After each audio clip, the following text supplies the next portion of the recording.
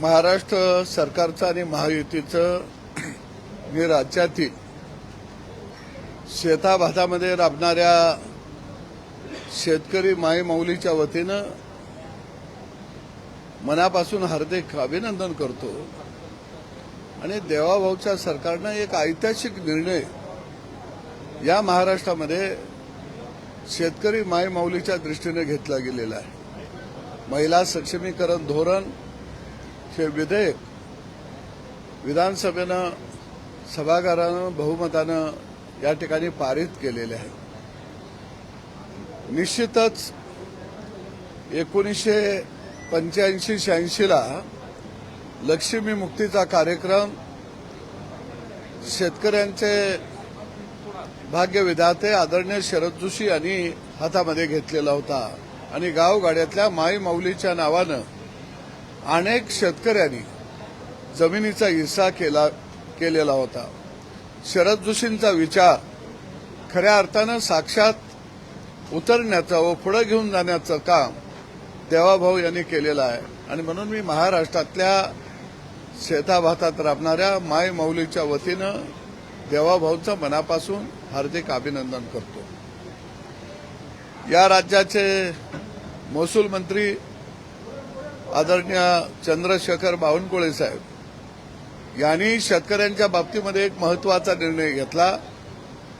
शेतकऱ्यांना शेतामध्ये लागणारी माती असेल, मुरुम असेल, गाळ असेल याच्यावरची रॉयल्टी 100% माफ केलेली आहे।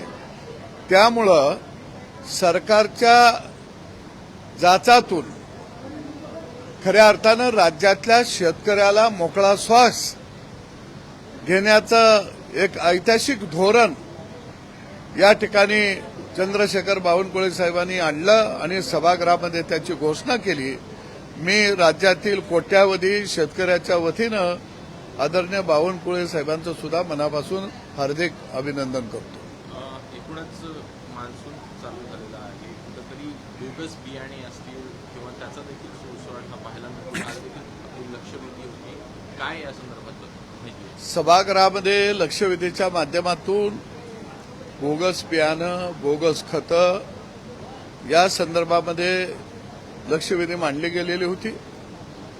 अनेक कंपन्या राज्यामध्ये बोगस खताचा सर्रास मोठ्या प्रमाणामध्ये विक्री करत आहेत, बोगस बियाणाची विक्री करत आहेत आणि या संदर्भामध्ये कठोर पावलं कृषी विभागानं उचलावीत अशी मागणी सभागृहामध्ये मी या ठिकाणी केली।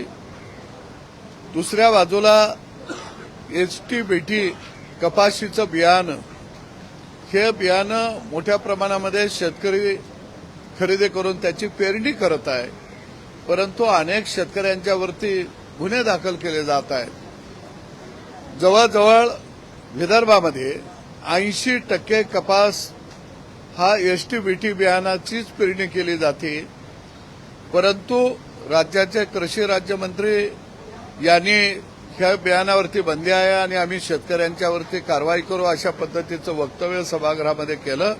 हे वक्तव्य शेतकरी विरोधी आहे, नव्या तंत्रज्ञानाला विरोध करणारा आहे आणि म्हणून यवतमाळला पुढच्या पंधरवड्यामध्ये मी स्वतः HT-BT बियाणाची पेरणी करायला त्या ठिकाणी जाणार आहे, कारण शेतकऱ्याला नवं तंत्रज्ञान मिळालं पाहिजे आणि ते तंत्रज्ञान जर कोण मिळू देणार नसेल, कोण आडवं येणार असेल तर शेतकऱ्याच्या हातामध्ये लुमणं आहे, ते लुमणं आम्ही जो कोण आडवा येईल त्याच्या पाठीमध्ये घालू।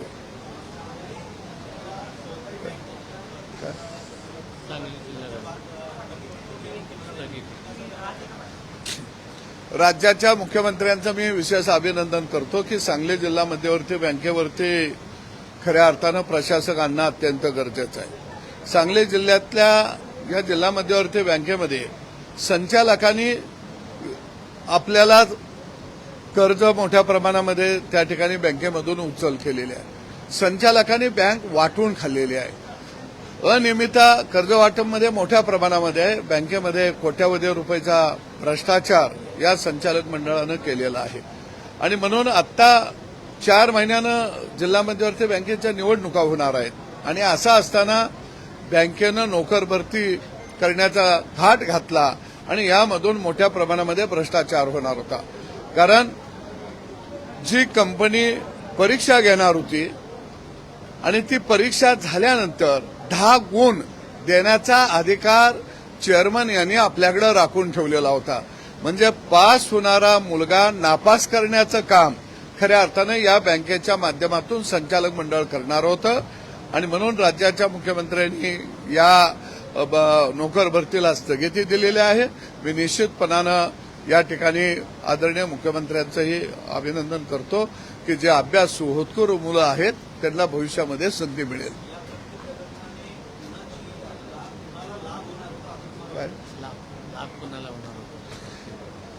नाही, एक आहे की या नोकर भरतीमध्ये सगळेच बँकेचे काही अधिकारी संचालक जे बँकेचे स्वतःला मालक समजतात आणि अभ्यासू नेते म्हणून महाराष्ट्रामध्ये स्वतःचा गाजावाजा करतात, त्या नेत्यांचा यामध्ये मोठ्या प्रमाणामध्ये हात होता.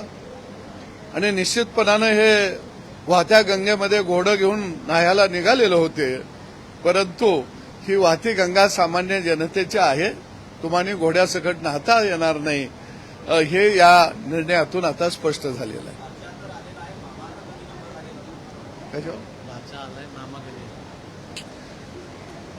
असं आहे की तो कर रडल्यासारखं मी करतो मारल्यासारखं सगळे नातीगोती राजकारणामध्ये स्थिर स्थावर करायची आणि जो सत्तेमध्ये जो पक्ष असेल तिथेही काही माणसांना सोडून द्यायचं आणि आम्ही तुमच्याबरोबर आहोत अशा पद्धतीचं सत्तेमध्ये चित्र तयार करायचं आणि रस्त्यावरती मात्र आम्ही समाजासाठी लढत आहोत, समाजासाठी गळा काढत आहोत असा सर्कशीतला देखावा उभा करण्याचं नाटक खऱ्या अर्थानं या सांगली जिल्ह्यातल्या थोर विचारवंत आणि घोर विचारवंताला आतापर्यंत जमत आलेलं आहे.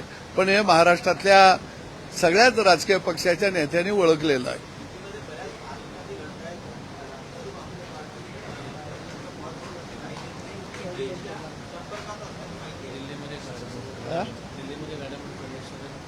नाही, एक आहे की राष्ट्रवादी हा काही पक्ष नव्हता, ही टोळी होती आणि ही टोळी हळूहळू फुटायला लागलेली आहे.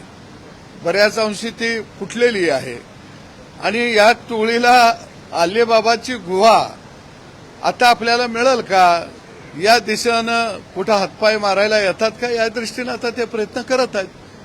थोड्याच दिवसात लक्षात येईल की या टोळीचं मार्गक्रमण कशा पद्धतीनं चाललेलं आहे.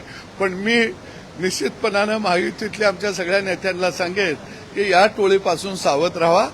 याच टोळीच्या विरोधामध्ये महाराष्ट्रातल्या जनतेनं कौल दिलेला आहे.